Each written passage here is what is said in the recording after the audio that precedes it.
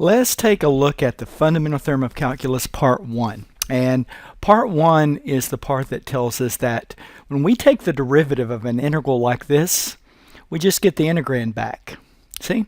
So it shows a relationship between the integral and the derivative. So let's explore this a little bit. Let's suppose that we've got a continuous function on AB. Okay, so here's our interval. We're gonna look at this graph from A to B.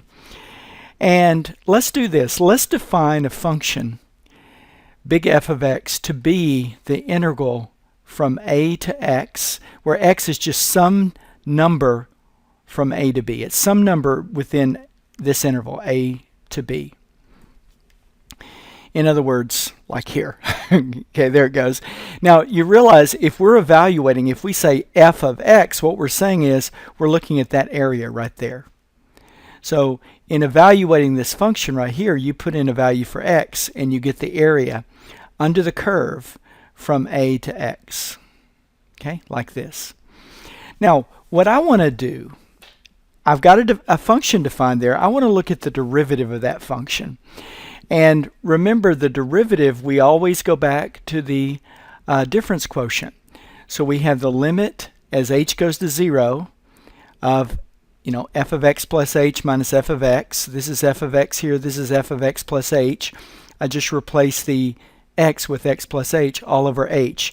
Now, if you think about this f of x plus h, what that would be, we've got x here. We go over a little bit, and there's x plus h.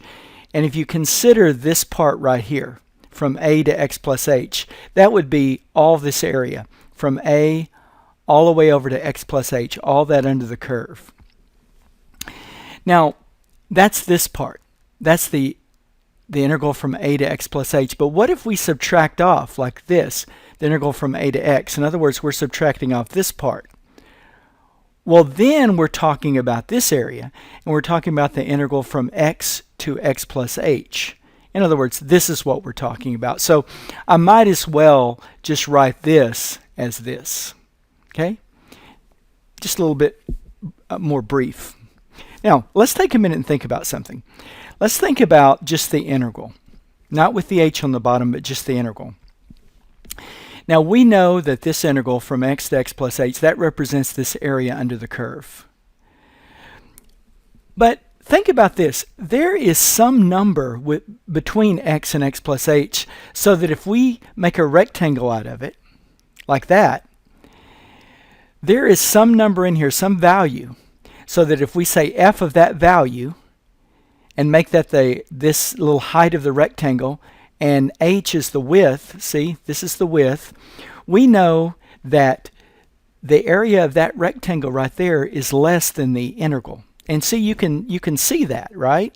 So, for example, if this is my value for x right here, I'll call it x sub little m. F of that, that's this distance here. If we multiply that times h, we get the area of this rectangle. And certainly, there's some number in there where that's true, where the integral is actually bigger than that. So this is the area of this little rectangle right here. Now, likewise, if we find another value for x where we can plug that into the function and get the height here of a rectangle, multiply it by the width, like that one, we know that this rectangle has a bigger area than our integral. In other words, our integral, this integral right here, has an area, it has a value bigger than this and less than this. I'll call this x sub big M. Okay, so this is the area of the big rectangle. This is the area of the small rectangle. Now let's divide through by h. And we get this. Now, dig this. This right here is what we have up here. Okay?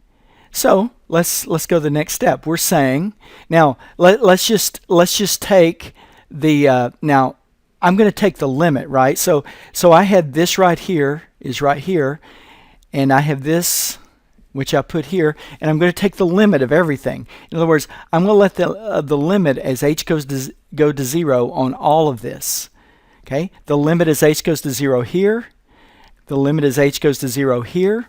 Now, what happens when I do that? What happens when I take the limit through? Well, as h goes to 0, everything gets pushed over here. See? Dig that. Whatever values I have in here, whatever x sub little m is, as h goes to 0, it's getting pushed over here to x. The x sub big M, well, as h goes to 0, everything is getting pushed over here, including x sub big M and x sub little m. They're all getting pushed over here. So if you think about it, this limit right here is f of x. This limit over here, that's f of x also. Now, this right here is sandwiched in between those two, so it must be f of x as well. So what we're saying is, we're saying that the derivative of this integral right here is just f of x. This right here. That's what we want it to show.